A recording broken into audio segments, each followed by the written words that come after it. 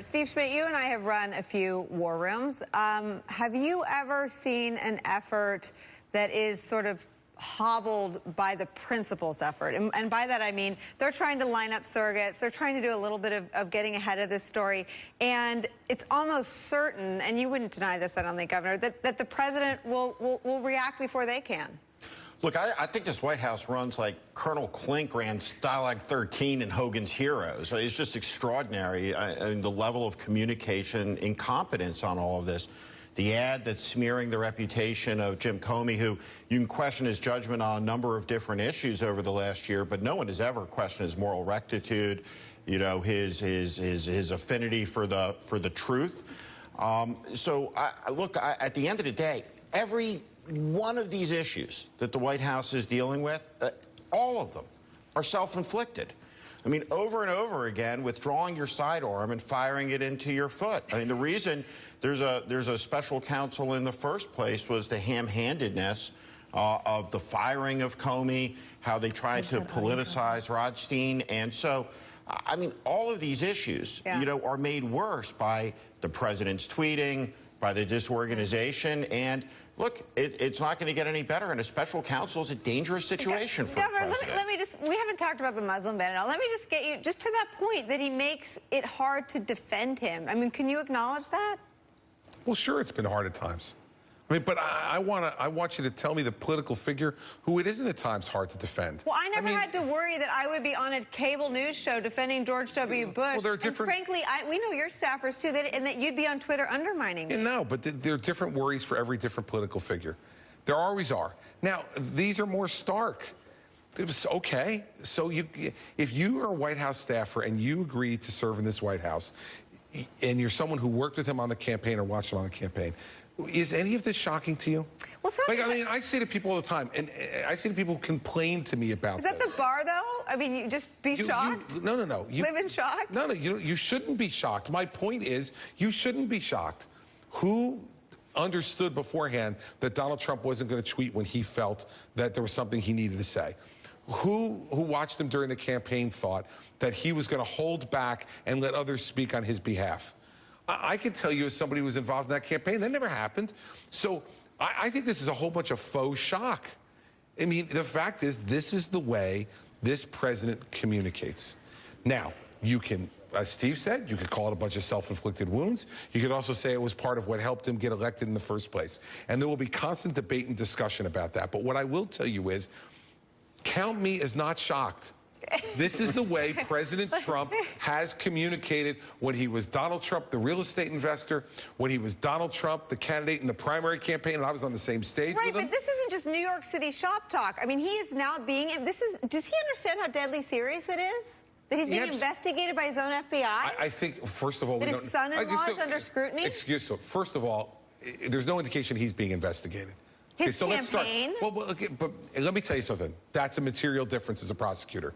Those are important words you're using, okay? And so I want to make clear to everybody out there, you're going to use big and important words, you got to use them right.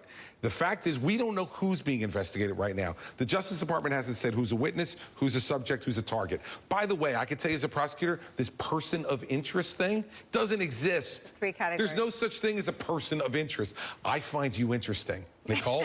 You're therefore a person of interest to me. Right. But it has no legal ramification to it at all. So, you know, we need to be responsible about this. Now, do you think Donald Trump is responsible about this? I think sometimes he is, and I think sometimes I would say to my friend if he asked, you know what, I wouldn't have done that if I were you.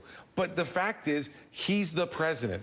He gets to make these calls, and guys like Steve get to comment on them. You get to comment on them. The same way when I do stuff as governor, you get to. The only reason we get to comment on them is because we've worked for presidents who never would have done. We've worked for a president who operated within sort of the norms of behavior. Would you have fired Jim Comey?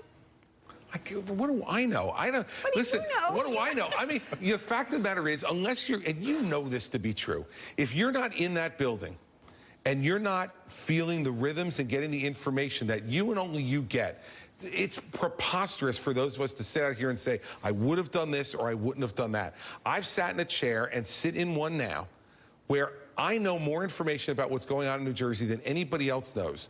And for people second guess my decisions all the time, that's fine. But I know what I know.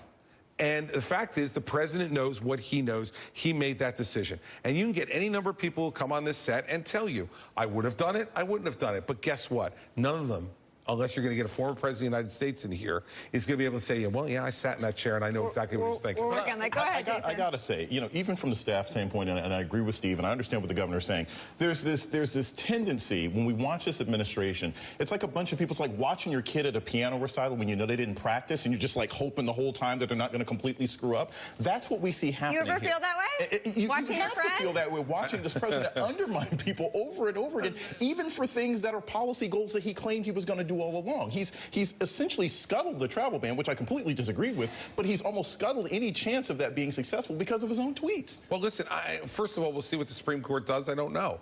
And nor does anybody else. Has he made his legal case stronger or weaker with his tweets? We're going to see. I think the fact that we're going to see. Listen, because Kellyanne Conway's husband yesterday said he's making his case harder. Can you not agree with Kellyanne's husband? Listen, I'm not obligated to agree with Kellyanne's husband. Well, you're not Nor am I obligated to be agree with here, anybody but here else. you are. I am here, and I'm telling you that I love the fact that everybody who knows, and I would love to quiz the people around this table and others, how many of them have read the briefs? How many of them have read the full decision of the circuit court? Donald Trump has read the briefs? It's not his job. He's got lawyers to do that, okay? And when you're your own lawyer, you got a fool for a client, okay?